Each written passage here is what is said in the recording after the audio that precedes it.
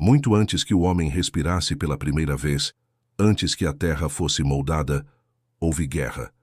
Não nas planícies e montanhas que conhecemos, mas nas alturas celestiais. Um conflito tão vasto que seu eco ainda vibra na criação.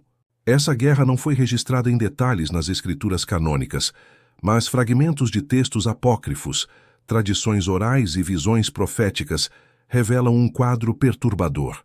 Uma rebelião no coração do céu, onde anjos se voltaram contra o próprio Criador. Essa é a batalha dos anjos, o conflito que moldou o destino do universo e que a Bíblia insinua, mas nunca conta por completo. Segundo o livro de Enoque e outros textos antigos, tudo começou com o orgulho. Lúcifer, cujo nome significa portador da luz, era o mais belo e resplandecente dos anjos. Guardião da glória divina, ele caminhava entre pedras preciosas, vestia luz como manto e conduzia louvores no trono do Altíssimo. Mas em algum momento, algo mudou. Ele olhou para si mesmo e se viu perfeito. E no reflexo de sua glória, nasceu o desejo de ser igual a Deus. O profeta Isaías escreve: Tu dizias no teu coração, subirei ao céu, acima das estrelas de Deus, exaltarei o meu trono, e serei semelhante ao Altíssimo. Essa ambição foi a centelha que incendiou o céu. Lúcifer não estava sozinho. Ele convenceu um terço dos anjos a segui-lo. Eram mensageiros, guardiões, guerreiros, querubins e serafins, agora unidos em um propósito: tomar o trono. Mas o céu não é um reino sem defesa. Diante dessa traição, Miguel, o arcanjo comandante dos exércitos celestiais, ergueu-se como defensor da ordem. E assim as hostes se formaram. De um lado, as forças da luz, lideradas por Miguel. Do outro, os rebeldes, guiados por Lúcifer. O que se seguiu não foi uma discussão ou uma disputa pacífica, foi guerra. Uma guerra sem espadas de metal, mas com armas de pura energia divina. Raios cortavam o vazio, coros se tornavam gritos, e o firmamento tremia com a colisão de poderes. Os anjos guerreiros descritos em textos antigos não eram figuras delicadas, mas soldados imponentes, capazes de atravessar dimensões com um só pensamento. A batalha se espalhou pelos lugares celestiais, regiões que os homens jamais viram.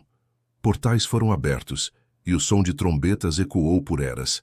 Cada golpe não apenas feria, mas moldava a realidade. Alguns dizem que montanhas surgiram e estrelas nasceram como resultado do impacto dessa guerra. Em meio ao caos, relatos apócrifos afirmam que Lúcifer revelou segredos proibidos aos seus seguidores. Ele prometeu novos mundos, tronos próprios e liberdade da tirania divina. Entre seus generais estavam nomes que ecoariam na história: Asmodeus, Belial, Samael. Anjos que, uma vez caídos, se tornariam entidades temidas. Mas Miguel não recuou. Segundo o Apocalipse de João, houve batalha no céu.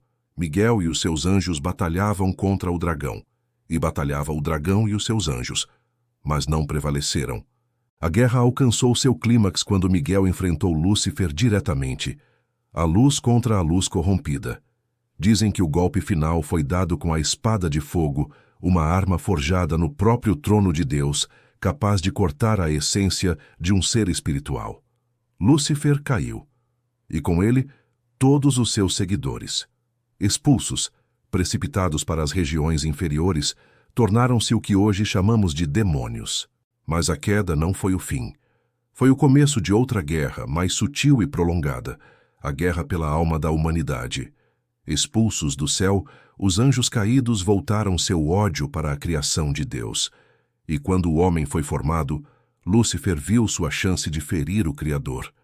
A tentação no Éden foi o primeiro movimento dessa nova fase. Mas há mais. Textos como o livro dos Jubileus e o livro de Enoque falam de um segundo ato de rebelião: os vigilantes, anjos enviados para observar a terra, que se corromperam ao se apaixonarem pelas filhas dos homens. Eles desceram, tomaram esposas e geraram gigantes, os Nefilins. Essa união proibida trouxe violência e corrupção à terra. E, novamente, Miguel foi enviado para liderar uma campanha celestial, desta vez para limpar o mundo dessa abominação.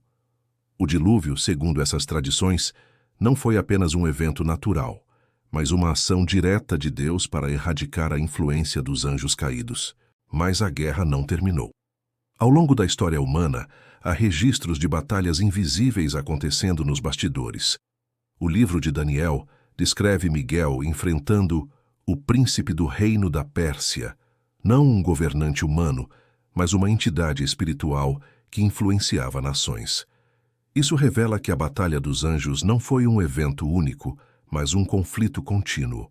Cada guerra, cada império, cada queda de reino pode ter tido participação dessas forças invisíveis. E no fim, todos os caminhos levam ao Apocalipse.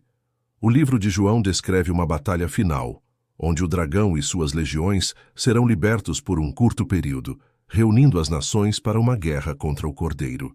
Esse será o último confronto. Os céus e a terra tremerão, e a antiga rivalidade entre Miguel e Lúcifer chegará ao fim definitivo. Mas até lá, a guerra continua, invisível para nós, mas tão real quanto qualquer conflito humano. Talvez as tentações que enfrentamos, as divisões que nos separam, as corrupções que vemos, sejam reflexos dessa batalha milenar. A Bíblia dá apenas vislumbres, mas os textos apócrifos, as tradições e os relatos místicos preenchem o quadro.